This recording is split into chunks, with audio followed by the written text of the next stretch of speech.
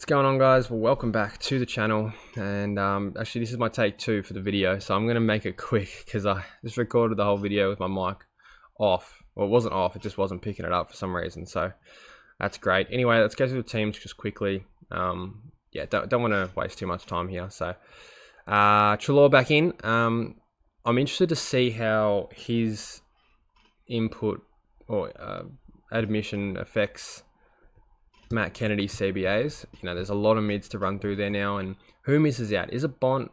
I don't think it's Bont, but yeah, they got a lot of gun mids in there, and geez, if Bont just somehow lost his CBAs and went full forward, that would cook a lot of the community because pretty much everyone's bringing him in.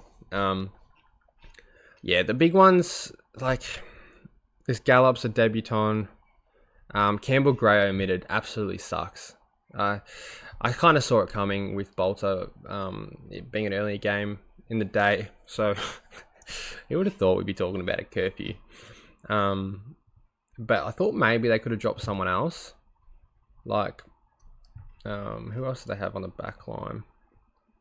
I thought Caleb Smith probably pretty lucky to get in. And who's the other one? Tom Brown as well. I didn't really like his game, so thought Gray was better, but I mean, it is what it is. Gray should play, but it might be a slow burn because he's only going to come in when Bolter's out, it seems. Mills back in, and Matt Roberts is the another annoying one. So I'm benching like 5 premiums this week. Yeah, so that's frustrating as hell. But I'm trying to build my team for the post-buy part of the season.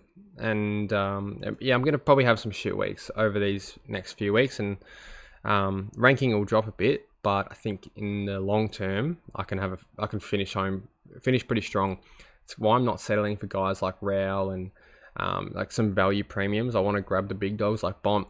Next week I can go Goldie straight to Butters. So yeah, I might get to full premium a little bit slower than other people, but the premiums I get there are going to be hopefully top of the liners.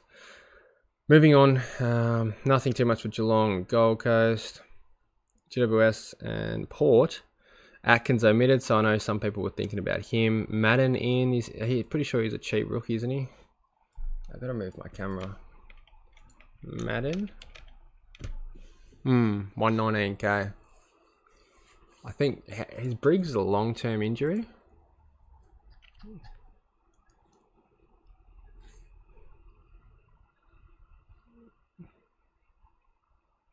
Or 3 weeks. Yeah, so Madden probably gets 1 price rise if he plays, but I wouldn't go early on him.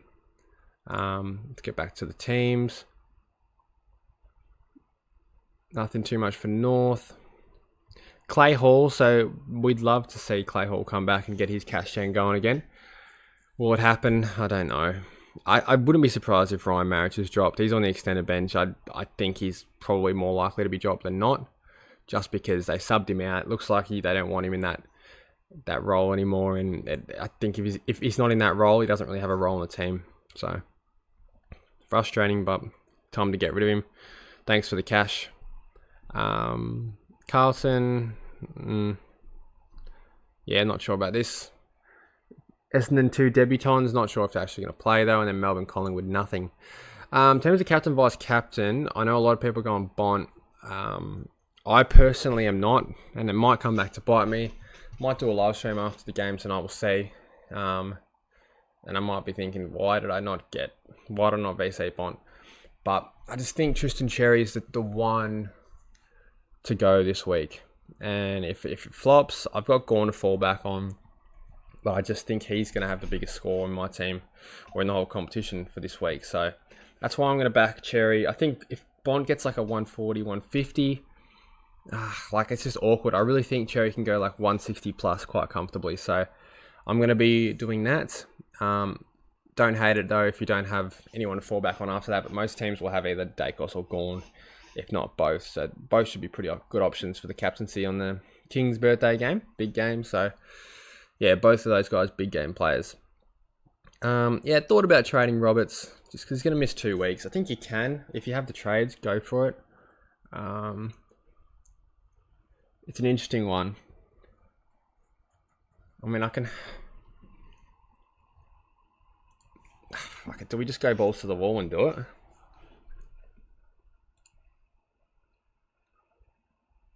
So Roberts, Marriage, and